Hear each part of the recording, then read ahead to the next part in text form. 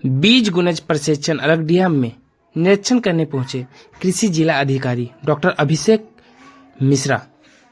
Farm में दिखा सिर्फ घास और झाड़ियां। आज बीज गुणज प्रशिक्षण अरगडिया केंद्र का निरीक्षण करने पहुंचे कृषि जिला अधिकारी डॉक्टर अभिषेक मिश्रा। निरीक्षण के दौरान उन्होंने पाया कि केंद्र में मत्स्य पालन, मुर्गी पालन और बतख पालन कार्य नहीं किया गया, जबकि इसके लिए पूर्व में योजना बनाई गई थी। अधिकारी ने कहा कि फसल उत्पादन कार्य भी अपेक्षक रूप से नहीं हुआ, जिससे सरकार द्वारा दिए गए संसाधनों का उपयोग नहीं हो सका। मौके पर मौजूद आर्यभट्ट एजेंसी के खिलाफ लापरवाही का मामला सामने आया है। आर्यभट्ट एजेंसी को उपायुक्त द्वारा कई बार आश्वासन दिया गया है, फिर भी काम में लापरवाही देखने को मिल रहा है। अगर ऐसे ही काम रहा तो इस एजेंसी को हटाया भी जा सकता है।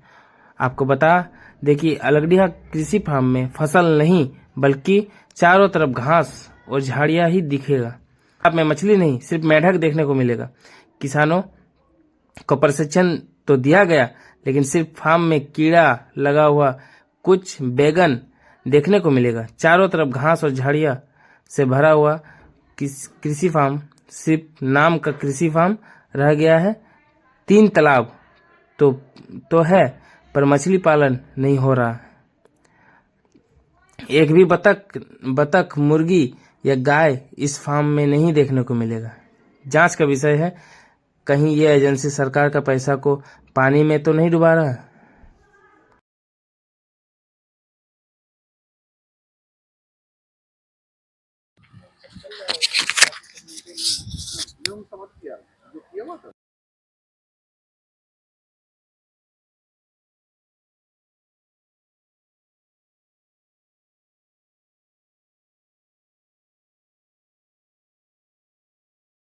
हाँ सही से ना जे हमारे संग बात करना पर जरा बोझ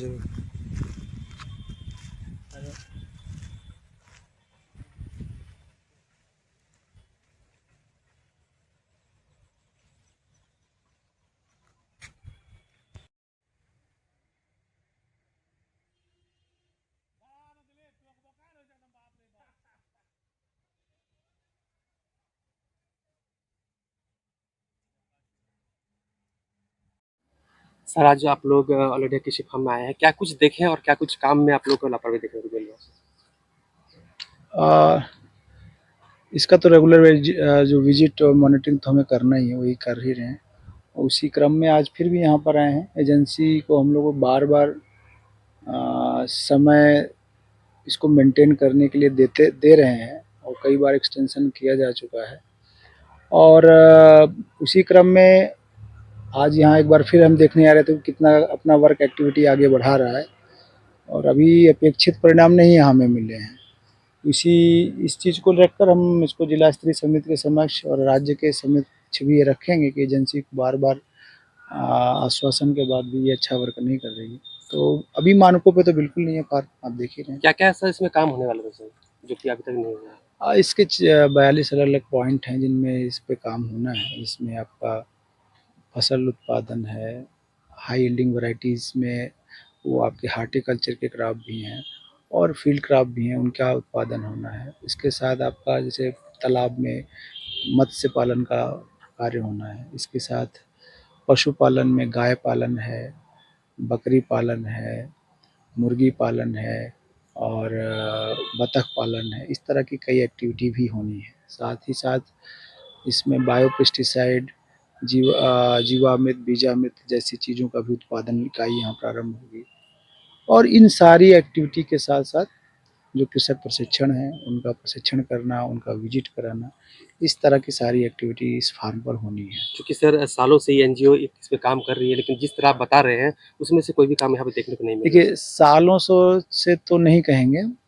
ये ज़रूर है कि इसके पहले एजेंसी की एक समस्या होती थी कि समय से फंड नहीं होता था, समय से चीज़ें नहीं हो रही थी।